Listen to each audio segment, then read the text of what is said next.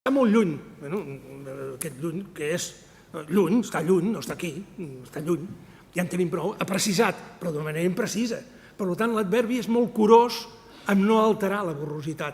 Malgrat tot, la neteja una miqueta. Només volia fer aquests apunts en quant als adverbis. I per acabar, deixeu-me...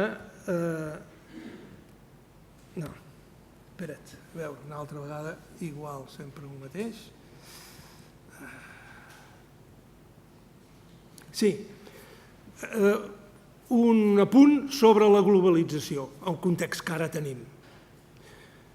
En la globalització, des del punt de vista de la borrositat i del llenguatge, trobem un fenomen que és la globalització de la borrositat, que és l'hipertext. Avui dia, ja, com sabeu vosaltres molt més que jo, avui dia no podem parlar de text i context, sinó que hem de parlar de text, context i hipertext, que no és sinó una gran taca borrosa, comunicativa i de missatge, etc. I aquesta taca borrosa, el hipertext el que fa és que globalitza la borrositat del concepte o del llenguatge.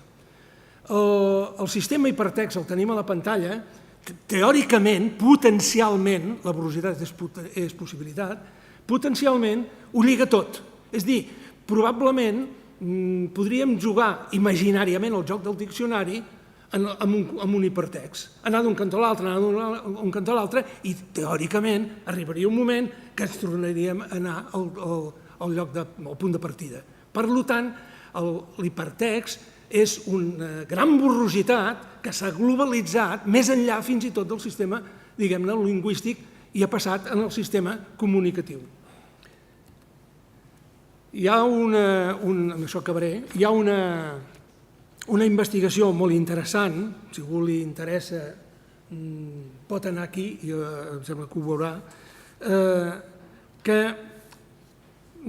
l'hipertext, que és un immens camp potencial de borrositat,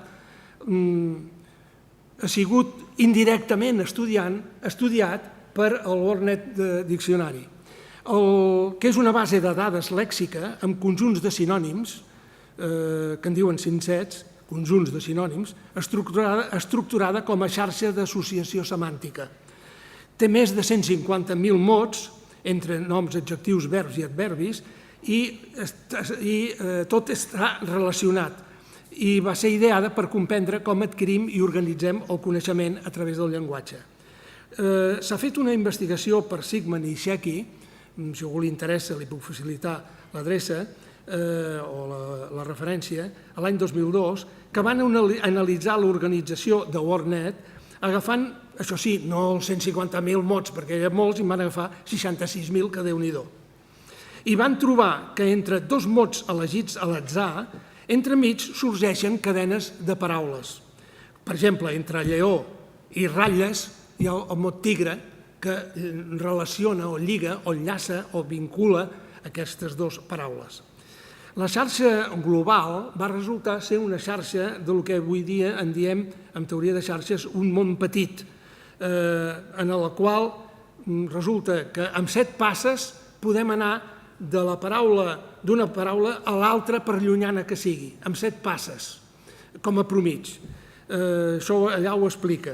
Però això no és l'interessant. L'interessant és que el WordNet conté moltes paraules polisèmiques, en comptes que en principi sembla que aquestes paraules polisèmiques s'obren, per tant que són polisèmiques. Doncs bé, la comprovació que es va fer a través de la investigació va demostrar que aquests 7 passos que he dit per anar d'una paraula a la més llunyana des d'un punt de vista relacional en la teoria del món petit, aquests 7 passos es convertien en 11, és a dir, es complicava l'organització de la WordNet si traiem les paraules polisèmiques.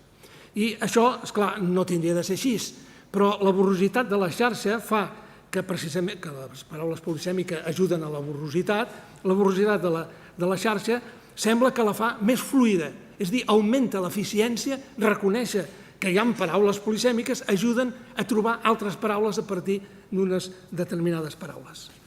Bé, només per acabar, ja vull recordar que la borrositat del llenguatge, amb una concepció integral de la complexitat forta, no està sola, no està aïllada.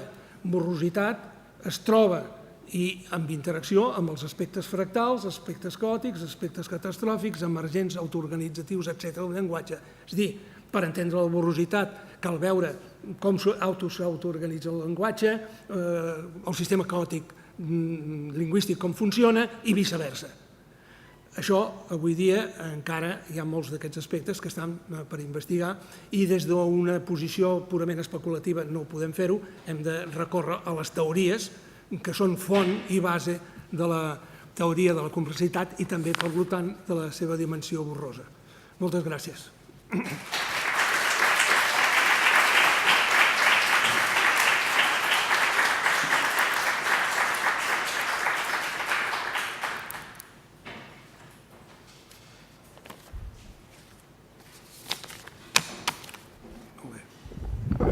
Moltes gràcies, doctor Moner, per aquesta conferència tan bonica i a la vegada tan il·lustrada i tan suggeridora. Gràcies. Continuarem amb la conferència de la professora Novo.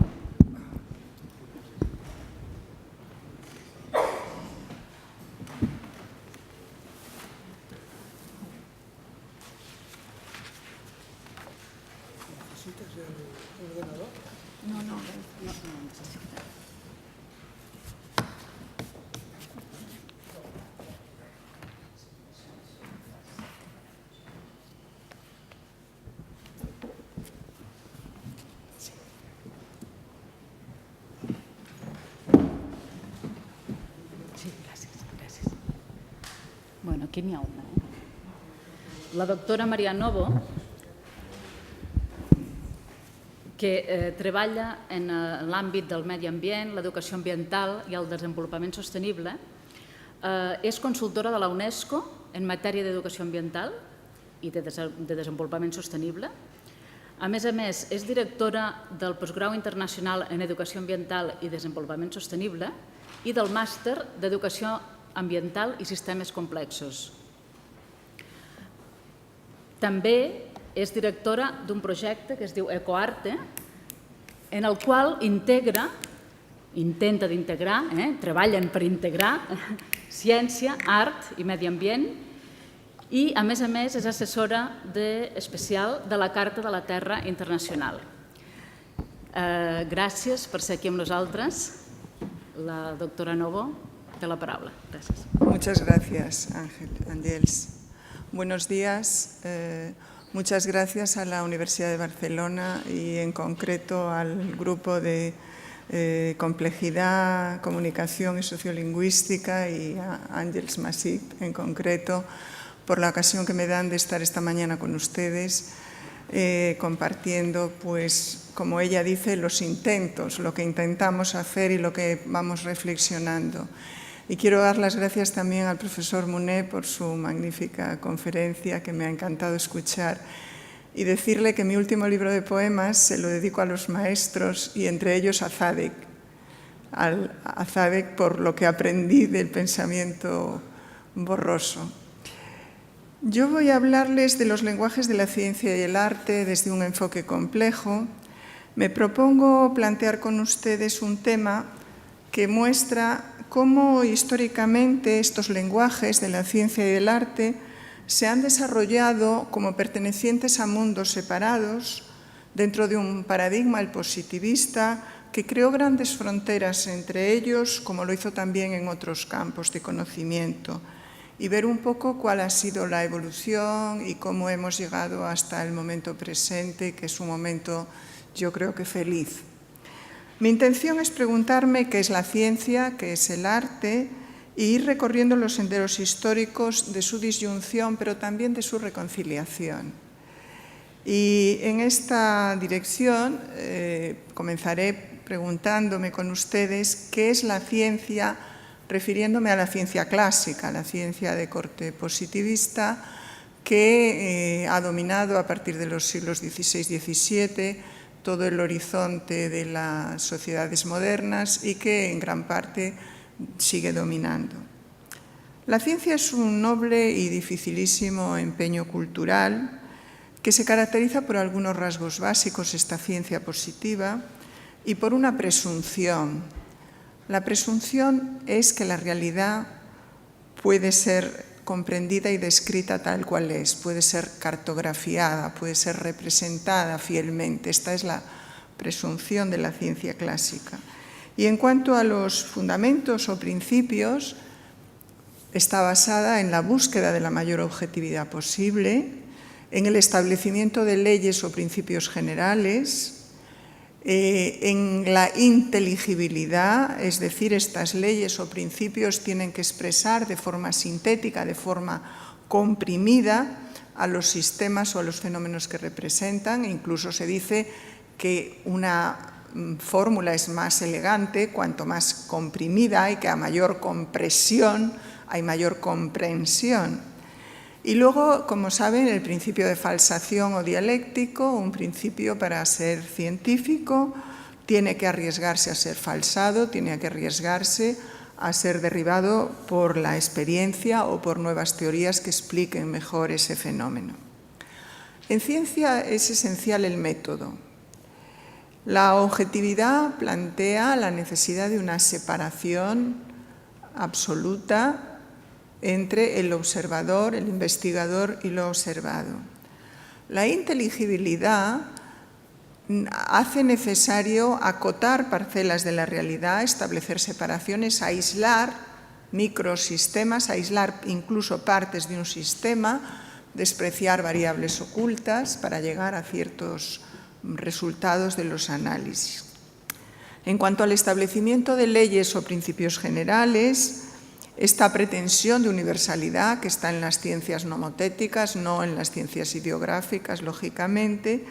Aquí hay que decir que la ciencia puede enseñarnos direcciones prohibidas, pero nunca direcciones obligatorias. Esto lo explicaba muy bien Max Weber en una frase cuando decía: la ciencia funciona como un mapa de carreteras. Nos dice cómo ir de un sitio a otro, pero no a dónde ir.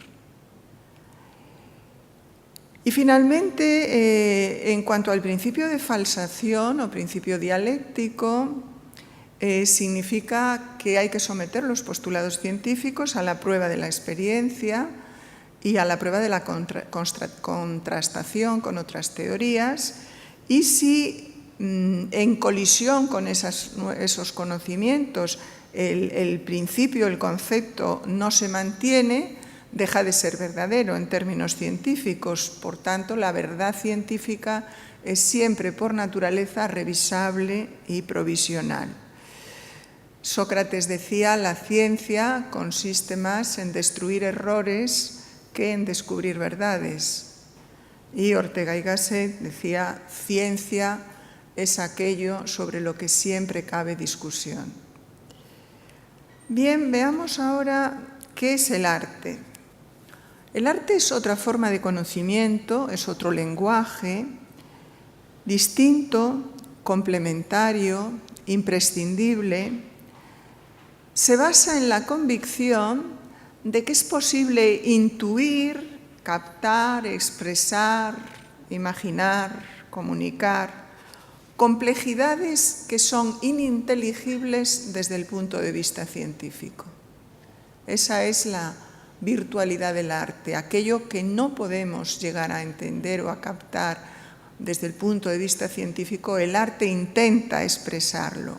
Esas complejidades que se resisten, afortunadamente, a ser encerradas en fórmulas matemáticas, en teorías generales o en leyes. Y no les hablo solo de complejidades como el dolor, la alegría, el misterio de la vida, el amor, que por definición son inapresables.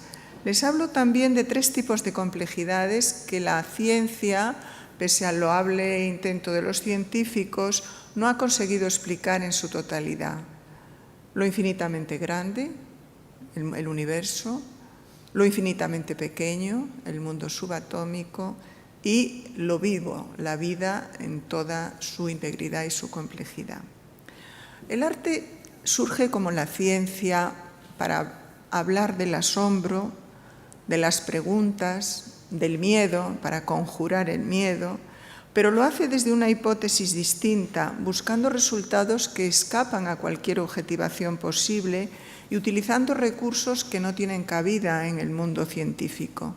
El arte se basa precisamente en el principio de subjetividad y comunicabilidad de la creación artística frente al principio de objetividad de la ciencia. Y por otra parte, más allá de su función desveladora, el arte ofrece la ocasión de crear realidad. Fíjense lo que sucede con el cine, lo que sucede con una novela, lo que sucedía con las obras de Julio Verne. No solo conocer la realidad, sino que el arte permite crear realidad. Es precisamente un ámbito privilegiado de creación de conocimiento. Por eso se dice que el arte imita a la naturaleza, porque es la única actividad humana en la que existe creación en sentido puro. Y por eso se dice que el poeta es el poietés, es el creador, y esa es una de las grandezas del arte. ¿Qué ofrece el arte que la ciencia no pueda darnos? Pues para ello hay que empezar por definir, y aquí se hace muy difícil definir algo después de escuchar al doctor Monet. Por eso, en vez de definir qué es el arte, voy a recurrir a algo que decía uno de mis maestros también, Paul Klee, sobre el arte. Y él decía, es hacer visible lo invisible. También hay grados de visibilidad, nada es absolutamente invisible ni nada es absolutamente visible. Digamos entonces, en terminología borrosa, el arte aporta visibilidad a aquello que tiene altos grados de invisibilidad. Consiste en aproximarse a ver lo que está pero no se muestra. Posibilita la reorganización de lo imaginario con lo real. Esos dos extremos, lo imaginario y lo real, el arte está en el medio, está uniéndolos. Y permite vincular también lo que nos dice la razón con lo que nos dicen los sentimientos. Pina Bausch decía que el arte es dar forma a los sentimientos. Como en la ciencia, en el arte el método es esencial. Un método distinto que ofrece procesos diferentes y que presenta respuestas de otro orden, distintas de las del saber científico, pero que son complementarias, no excluyentes. Por eso entiendan que no estoy planteando una dicotomía entre ciencia y arte, estoy hablando de un continuo en el que estas formas de ciencia y arte van haciéndose complementarias y se van aproximando. En cuanto al intento de universalidad de la ciencia, ese intento homogeneizador de crear leyes, de crear principios, el arte se basa, en cambio, en la expresión de la diversidad, de lo único, de lo irrepetible, de la singularidad. Y por eso decimos que la obra de arte no se somete a la ley, sino que crea la ley que ella misma conforma, y en ese sentido se dice que es originaria. También ante la idea de separación entre el observador y el observado que plantea la ciencia clásica, el arte tiene una respuesta diferente, se basa en la implicación del artista en su obra, bien sea desde una postura de retracción, de silencio creador, bien sea buscando la comunicación entre el creador, emisor, y el receptor, intérprete. Y cuando este milagro se produce, cuando hay una comunicación entre la obra que ha creado el artista y la persona que está observando, escuchando, complementando esa obra, la comunicación, ese acto binario de comunicación, realmente se convierte en un acto de seducción. Un acto de seducción en el que la persona que crea y la persona que interpreta lo creado se hacen habitantes de unas mismas preguntas, de una sensibilidad compartida.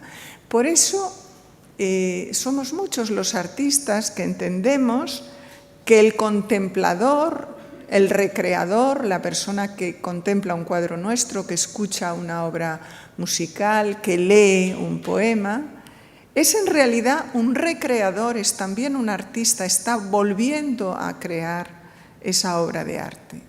Hay otra vez ahí una pulsión artística muy importante en la interpretación.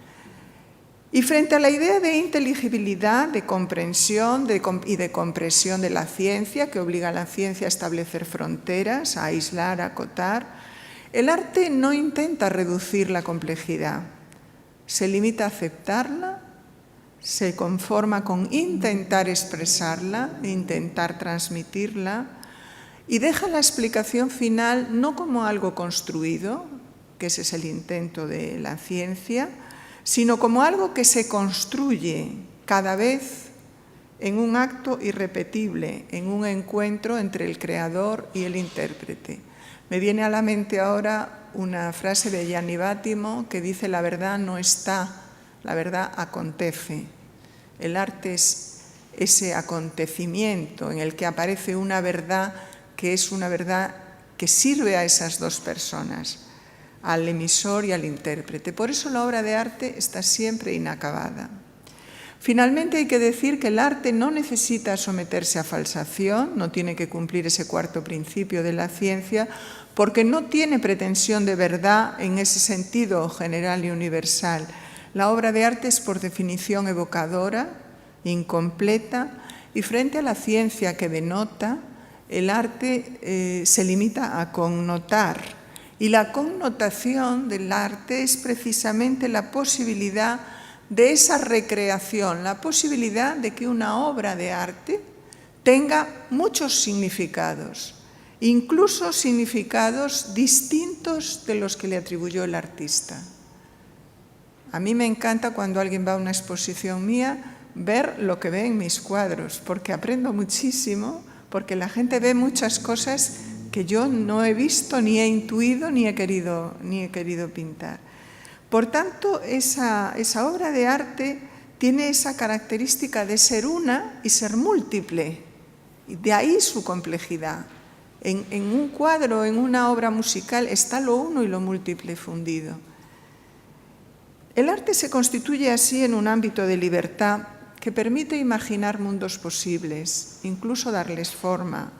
Es un espacio para la creación, para la comunicación y también para la anticipación. Muchas teorías científicas han sido anticipadas previamente por los artistas. Y es un ámbito de florecimiento de la diversidad. Ahora, la cuestión es cómo se ha ido constituyendo esta ciencia moderna y cómo hemos llegado hasta aquí. Pues hasta el Renacimiento, necesito simplificar y me van a perdonar, en un seminario de complejidad para poder contar una pequeña historia en 40 minutos, pero espero que sepan entenderme. Hasta el Renacimiento, es decir, durante más de 20 siglos, en la cultura occidental europea, la ciencia creció vinculada, como saben, con la filosofía, con la ética, con la estética. Es decir, había una aventura del conocimiento que era la búsqueda de la verdad, de la bondad y de la belleza. Ese era el ideal del sumum bonum aristotélico. Y tenemos figuras en el Renacimiento como Leonardo da Vinci, que claramente manejaban la dimensión científica, pero también Leonardo era un artista, un hombre comprometido con su tiempo, etc. A finales del siglo XVI, principios del siglo XVII, aparece la ciencia moderna, con Bacon, Descartes, Newton, etc. Y surge este modelo mecanicista, reduccionista, este modelo que intenta equiparar el mundo a una máquina, a un reloj, el modelo newtoniano, ver el mundo como lo haría un relojero. Es un modelo también determinista, en el sentido de que no contempla la irreversibilidad de los fenómenos. Es un modelo reduccionista, como decía, basado en la idea de diseccionar la realidad, de actuar sobre las partes sin reconstruir después el todo. Y esta ciencia, que ha sido muy útil y sigue siéndolo para resolver problemas concretos, como echar a andar una máquina, como fabricar un instrumento, como potabilizar el agua. Esta ciencia produjo avances tecnológicos muy importantes, dio pie a una tecnología muy potente, muy rica en el campo de la medicina, de la tecnología, de la organización urbana, de las comunicaciones. Pero el problema se produce porque tomó tal fuerza y fue tan funcional a los modelos económicos que estaban surgiendo en ese momento, al liberalismo económico, a los modelos sociales, a la revolución industrial, a los modelos culturales, a la ilustración que surgiría un poco más tarde. Fue tan funcional que de ser un método para resolver problemas pasó a convertirse en una cosmovisión. Y ese fue un poco el exceso, digamos, cuando sobrepasó su ámbito de validez. Ese fue el exceso que hizo que la ciencia invadiera territorios que no le eran propios al constituirse en esta cosmovisión general. Y en ese momento, en ese proceso mejor, expulsó de la comprensión del mundo, fue expulsando de la comprensión del mundo todo aquello que le estorbaba. Y lo que le estorbaba a este modelo de ciencia para interpretar el mundo era los sentimientos, la creación, los afectos, las emociones. Es una ciencia que poco a poco se va disociando, se va distanciando del sujeto, del arte, del contexto, de la estética, de la ética. Y el problema entonces es que una ciencia que había prosperado a base de predecir y de resolver fenómenos simples o simplificados, es decir, había prosperado a base de reducir la complejidad, se va viendo legitimada para interpretar el mundo y los fenómenos de la vida, que son fenómenos de altísima complejidad. Y ahí aparece el problema. Aparece el problema porque además, como les decía, esta ciencia va a ser muy funcional a todos estos modelos, al triunfo de la economía, del laissez-faire, a la revolución industrial, a la fe en la tecnología, a la ilustración, a la razón como única capacidad válida para interpretar el mundo.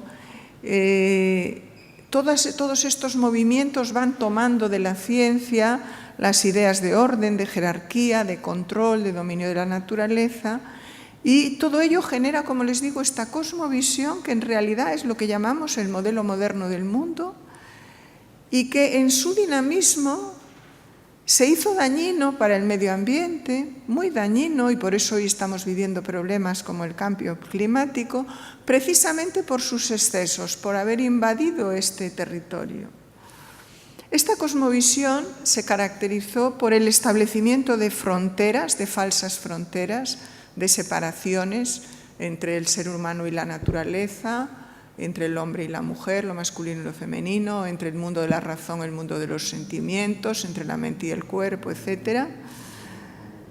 Y también diferencias, y aquí no me puedo parar, es un tema para otra conferencia, entre el conocimiento racional y el conocimiento tácito, el que algunos autores como Polanyi llaman conocimiento tácito, que es ese otro conocimiento intuitivo, sensorial, simbólico, que desarrollan los seres humanos a lo largo de su experiencia vital.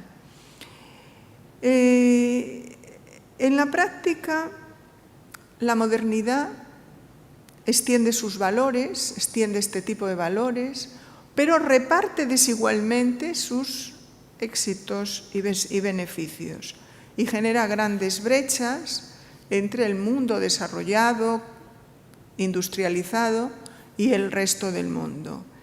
Y va desarrollando sobre todo muchas fronteras, por eso me estaba encantando la conferencia del profesor Monet, porque necesitamos erradicar ese concepto de frontera, fronteras que desafían a la unidad de lo real, fronteras que han conducido a la humanidad a algunos problemas, a algunas situaciones de riesgo importante. Por ejemplo, a la pérdida del sentido de totalidad de los sistemas vivos, del sentido de totalidad del ser humano, del sentido de totalidad del conocimiento, que puede ser racional, pero también intuitivo, también mimético. En segundo lugar, la pérdida de valor del sujeto, ese sujeto que cuando se intenta objetivarlo todo queda desplazado en esa búsqueda científica del conocimiento y que sin embargo sabemos que opera como observador, que condiciona y que incluso a veces determina los resultados científicos de un experimento, pero sabemos también además que el sujeto es un ser único, es un ser complejo, irreductible, que no puede ser reducido a leyes homogeneizadoras cuando es observado. O sea, ni como observador, ni como sujeto observado es tenido en cuenta por este modelo. El sujeto es el constructor del conocimiento, es el intérprete de la complejidad del mundo, es alguien que interpreta con la totalidad de su ser. Y esto, este modelo científico lo va diluyendo. Otro aspecto importante en estas pérdidas, que yo catalogaría como pérdidas del avance de este modelo científico, es la falta de correspondencia entre hecho y valor. La ciencia se va desligando de las preguntas éticas, incluso de las meramente interpretativas. Ya lo decía Galileo, la ciencia enseña cómo van los cielos, pero no cómo ir al cielo. Realmente la ciencia durante estos siglos deja de hacerse preguntas éticas, que sin embargo son preguntas esenciales, los por qué, los para qué de la investigación científica. Y en general va afianzando esta ciencia su modelo en el marco de una concepción ilustrada de progreso que refuerza sus impactos, que confunde el crecimiento con el desarrollo, que plantea un crecimiento lineal a cualquier precio que nos ha traído hasta aquí, hasta esta crisis.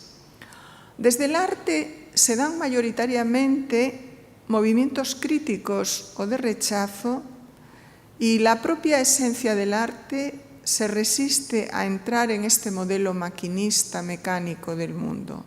Tenemos ahí el romanticismo, por ejemplo, como una gran contestación a este modelo, las vanguardias del siglo XX, aunque también encontramos algunos movimientos fascinados por el progreso técnico, como por ejemplo los futuristas, un Giacomo Balla, un Luigi Russolo, que están exaltando sin límites la máquina, pero son más la excepción que la regla. Esta visión mecanicista del mundo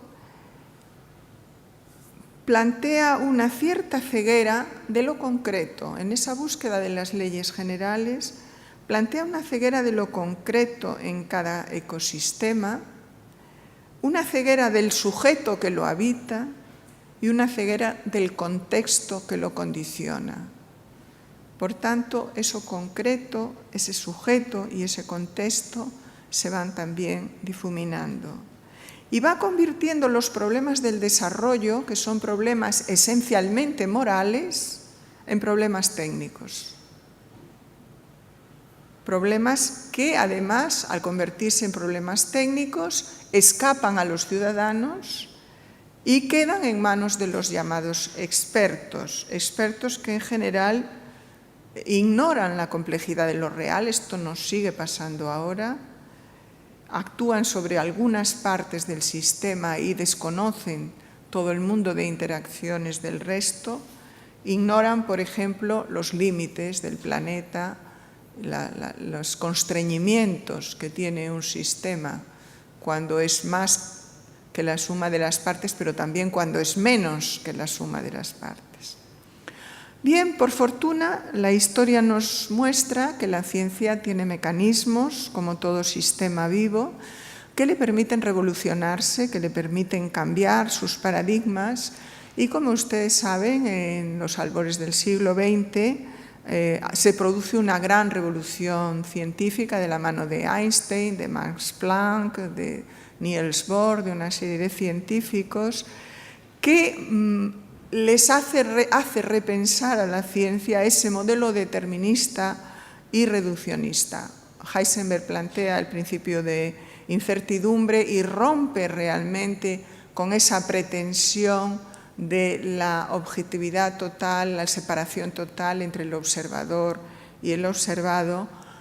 Prigogine plantea más adelante la termodinámica de procesos irreversibles, nos enseñará que el desorden puede ser un generador de orden y también nos hablará del fin de las certidumbres, algo que era impensable que dijera un científico un siglo atrás.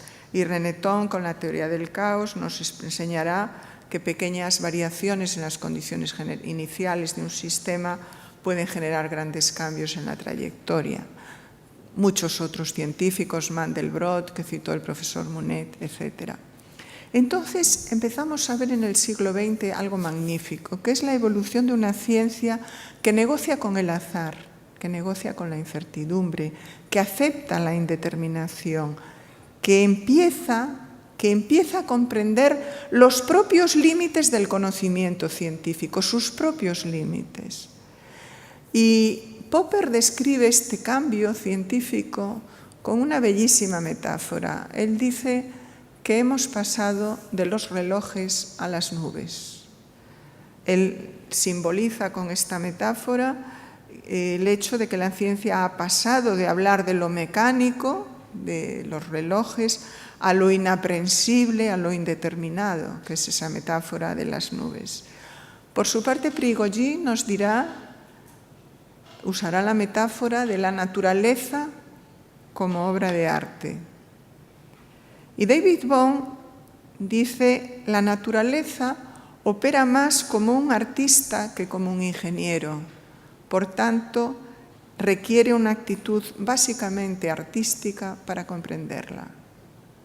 Yo lo pensaba hoy, si queremos, escuchando al profesor Monet, si queremos avanzar hacia un pensamiento borroso, tenemos que proveernos de nuestras capacidades artísticas, no solo de esa mirada científica.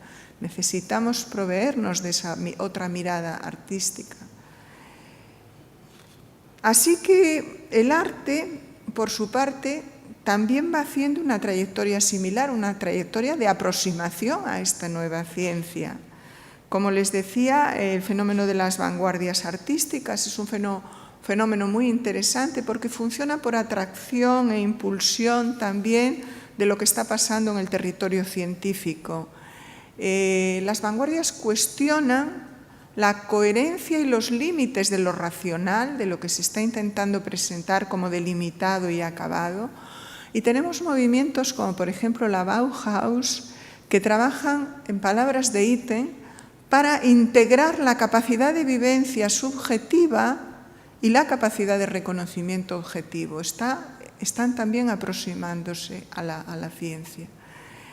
Y las vanguardias aportan propuestas también, se unen a esta revolución científica para hacer ese tránsito desde esa añoranza homogeneizadora de las leyes científicas a la celebración de la diversidad.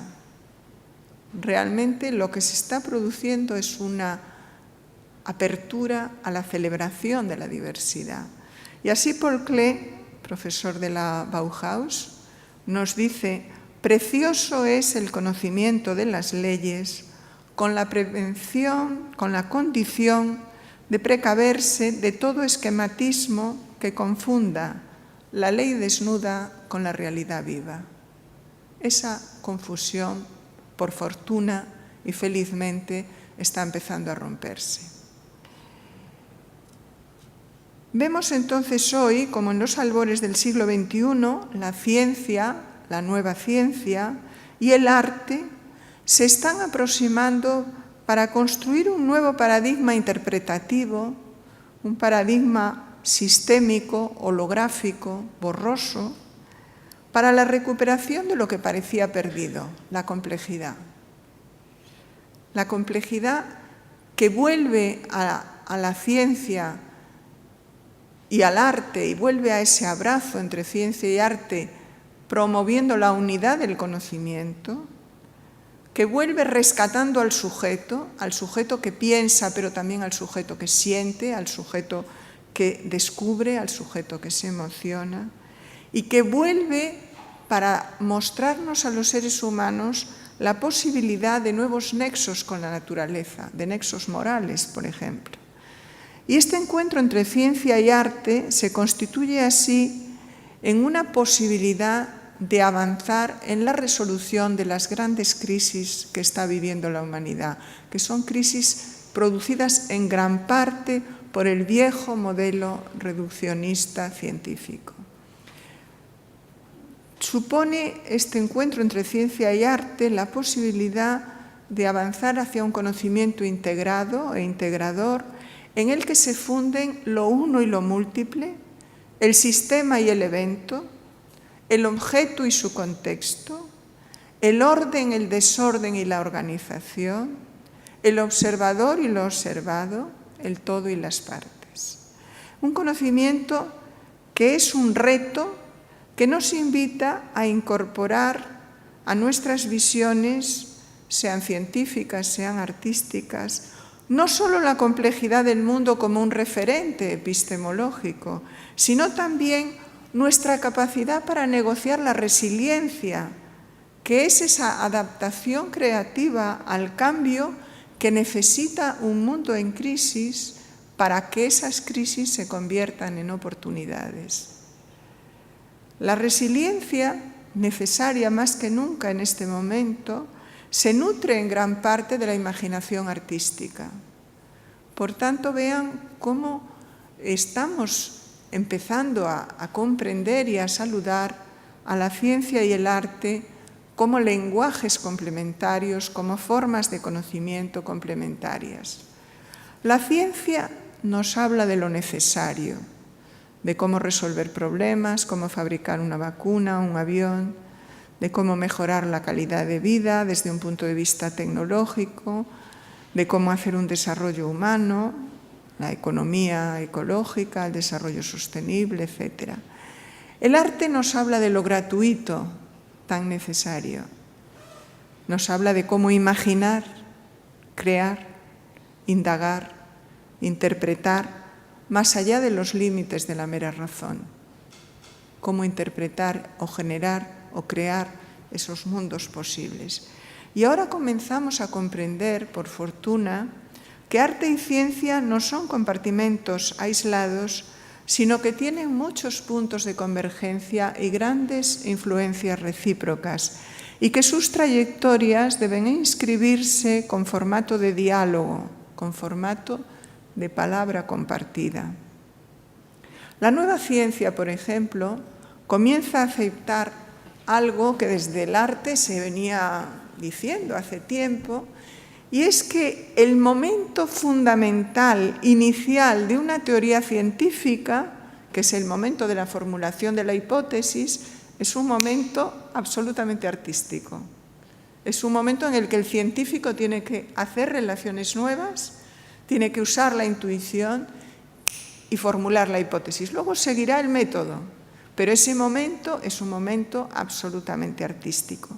Como también se empieza a reconocer desde la ciencia que el lenguaje científico ha avanzado a base de metáforas, ha importado las metáforas del lenguaje y del arte. Por ejemplo, fíjense, cuando se habla de leyes de la naturaleza, es una metáfora tomada del derecho. Cuando se habla de la gran explosión, otra metáfora.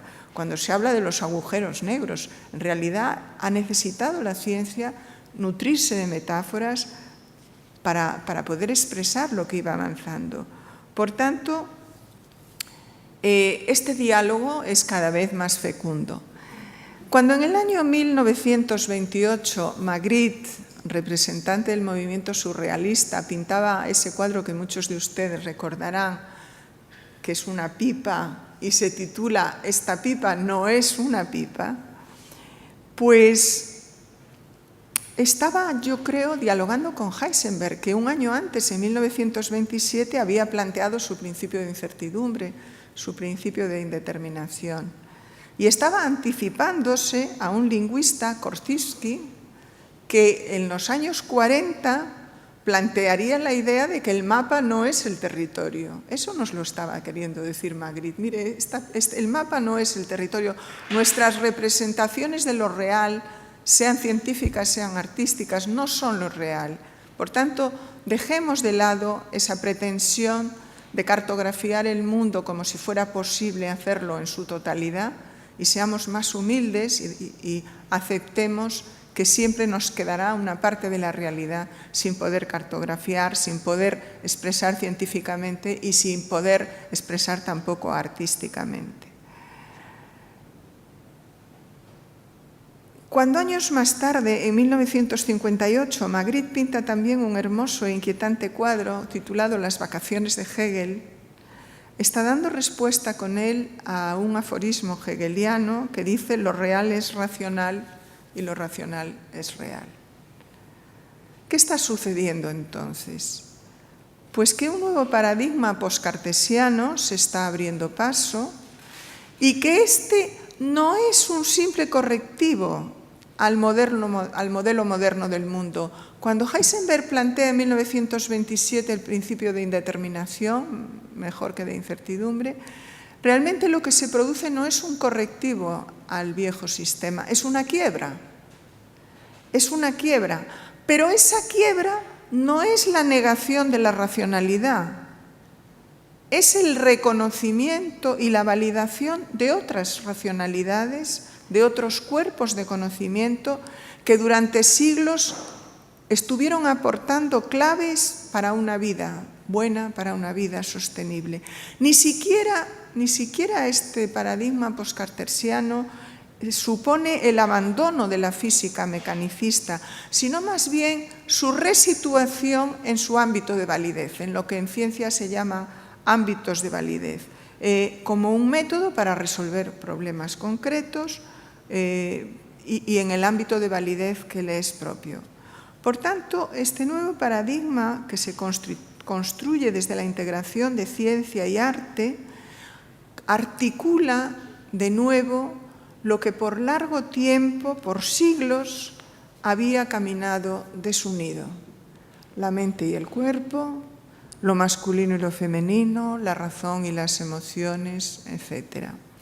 Hemos aprendido, queridos amigos y amigas, estamos aprendiendo, científicos y artistas, que las leyes que la ciencia formula sobre la realidad expresan lo que es posible, pero no lo que es cierto.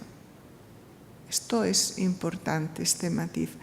Y que estamos aprendiendo que la actividad mental, el ejercicio de pensar, no puede ir nunca desligado de las emociones. Y esto nos lo está diciendo un científico como Antonio Damasio. O sea, los científicos están ahora desde su campo llegando a aceptar cosas que desde el campo de la ética y del campo del arte se dijeron y se intuyeron hace mucho tiempo. Y estamos aprendiendo que ese viejo paradigma diseccionador, reduccionista, que nos ha traído a estas crisis que estamos viviendo, al cambio climático, a la crisis financiera, es el resultado de usar todavía ese viejo paradigma diseccionador, no podrá sacarnos de la crisis. No podremos salir de las crisis con el mismo modelo con el que hemos entrado en ella. Necesitamos otra mirada sobre el mundo. Necesitamos una mirada que abraza y no excluye, una mirada que incluye y no niega, una mirada en la que la razón y los sueños caminen juntos. Necesitamos asomarnos a lo que ya también hace tiempo una de nuestras grandes filósofas y poetas enunció, María Zambrano, como la razón poética. Esa razón poética es la que unifica estas dos miradas, la mirada racional y la mirada intuitiva, creativa, simbólica. Desde esa razón poética podremos comprender que es posible el conocimiento a partir del nexo persona-naturaleza, sin excluir al sujeto que conoce del acto de conocer y de sus resultados. Y esto supone aceptar algunos cambios que algunos creemos que nos van a ayudar a gestionar con resiliencia este cambio global que estamos viviendo. En primer lugar, necesitamos transitar desde una monocultura homogeneizadora a una cultura de la diversidad, de la complejidad, de la unidad en la diversidad, que es otro de los rasgos de la complejidad. Una cultura del valor intrínseco de lo vivo y de la defensa de lo subjetivo frente a lo objetivo. En segundo lugar, necesitamos transitar hacia un reconocimiento de los límites de los sistemas, de los límites del propio conocimiento. En la naturaleza hay umbrales de cambio, hay límites que cuando se sobrepasan, los sistemas no solo cambian cuantitativamente, sobrepasado un cierto umbral, cambian cualitativamente. Se producen entonces cambios irreversibles, como está sucediendo con el cambio climático, por ejemplo. Necesitamos aceptar esos límites, porque si no estamos ya entrando en el riesgo de la extralimitación y del colapso. Pero también necesitamos aceptar los límites del conocimiento. La mayor certidumbre que tenemos, y esto no lo digo yo, me encantaría que fuera la frase mía, pero es de Edgar Morin, la mayor certidumbre que tenemos es la de la imposibilidad de eliminar ciertas incertidumbres. Eso es lo más que llegamos a saber. Es imposible eliminar ciertas incertidumbres. Morin habla de un archipiélago de certezas rodeado de un mar de incertidumbres. Así es como vamos construyendo el conocimiento. En tercer lugar, necesitamos poner el énfasis en las interdependencias, en las conexiones, en las relaciones que se dan en el mundo de lo vivo, en el mundo físico y social, y aceptar y aprender que los impactos que como humanidad, como seres humanos producimos en cualquier parte del sistema global afectan al conjunto. Y esto, como les digo, lo estamos viendo claramente con el cambio climático, con las crisis del sistema financiero. En cuarto lugar, necesitamos cultivar la resiliencia. La resiliencia es esa adaptación creativa que nos permite convertir los retos en oportunidades. No es una adaptación pasiva, es una adaptación creativa. Y necesitamos, cómo no, la recuperación del sujeto, del hombre, de la mujer, y con el sujeto la recuperación del mundo de los valores de cuidado, de los valores y del mundo de la conciencia. En resumen, estamos caminando, queremos caminar de la mano de la ciencia y del arte hacia una integración del logos con el pathos. Queremos transitar de la fragmentación a la cohesión. Queremos asomarnos a ese nuevo paradigma de complejidad, de diversidad en la unidad, aplaudir su llegada y cultivarlo. ¿Y qué aprendemos? ¿Qué podemos sentir entonces cuando nos asomamos ahí? Aprendemos que cuando cambia un paradigma, lo que cambia no son las respuestas, lo que cambia son las preguntas. Por tanto, tenemos que comenzar a plantear nuevas preguntas, tenemos que saber que nuestros hallazgos tecnocientíficos, los que nos han traído hasta aquí, responden a la pregunta del cómo. Yo en uno de mis libros, uno de los epígrafes, lo titulo El paso del Renacimiento a la modernidad, como el paso de esto es bueno, que era la pregunta del Renacimiento, a esto funciona, que es la pregunta de la modernidad. Y podríamos decir en esta modernidad tardía que hay también otra pregunta, ¿esto da dinero? Pues tenemos que cambiar esas preguntas tecnocientíficas que responden básicamente al cómo y que desde el punto de la tecnología, desde luego, se seguirán practicando, pero tienen que ser apoyadas por los filósofos, por los poetas, por los artistas, por todos los campos de las humanidades, de las ciencias sociales, de la ética y de la estética, para también incorporar preguntas sobre por qué hacemos esto, para qué esta tecnología, para quién esto que estamos haciendo. Eso significa preguntar acerca de la bondad y la calidad humana de nuestros proyectos, preguntar acerca de la equidad y de la felicidad. Si nos hacemos nuevas preguntas, que esta es la clave, nos tendremos que preguntar entonces hacia dónde queremos y podemos caminar. Algunos pensamos que tenemos que caminar hacia el abrazo de lo cierto y lo incierto. Es un abrazo incómodo, pero absolutamente creativo, hacia la aceptación, por supuesto, de la complejidad del mundo, hacia el reconocimiento de que tenemos que abandonar una cosmovisión que nos ha traído a una crisis sin precedentes. Y para caminar en esta dirección, muchos creemos que tenemos los instrumentos ya conceptuales, éticos, artísticos, estéticos, y que podemos reorientar nuestras trayectorias para hacer del mundo, de nuestros múltiples mundos, lugares de encuentro, de celebración de la vida, de consciencia y de conciencia, científicas y artísticas. Situados ahí, las crisis de nuestro tiempo se nos aparecen como una oportunidad, es la oportunidad de este avance y de nuestro propio cambio personal y colectivo. No solo para actuar de una manera distinta sobre la realidad, sino también para atrevernos a imaginarla y a soñar con otros mundos posibles. Termino con una frase de Einstein que presidía los encuentros que tuvimos en el año 92 en Río de Janeiro sobre medio ambiente y desarrollo.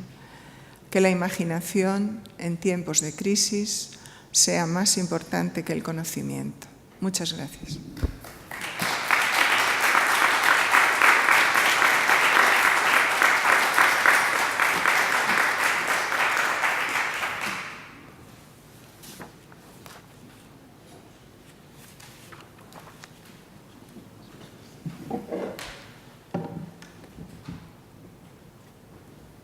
Bé, tenim uns quants minuts. Moltes gràcies, professora Novo, per aquesta fantàstica exposició. No, perquè sí, anirem... Tenim un quart d'hora per a resoldre dubtes, qüestions, propostes, intervencions, el que vulgueu.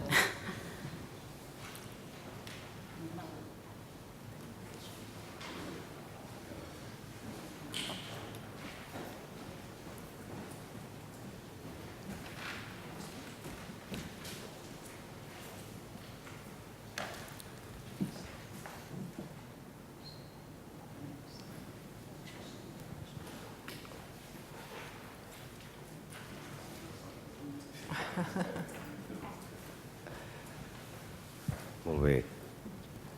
Això va, sí. A veure, volia, gràcies als que el professor Moner i la professora Novo, però jo volia reprendre ara la borrositat aquesta del professor Moner, perquè no m'ha quedat clar exactament el sentit final, el sentit global de la seva exposició. És a dir, a veure, jo crec que aquesta borrositat del llenguatge, a veure si estem d'acord en això, permet que, és a dir, és intrínseca al llenguatge, per dir-ho així. És a dir, lliga amb la qüestió del mapa i el territori del Korzybski. Les llengües no poden cartografiar la realitat. No podem crear multitud de termes per designar tots els detalls de la realitat.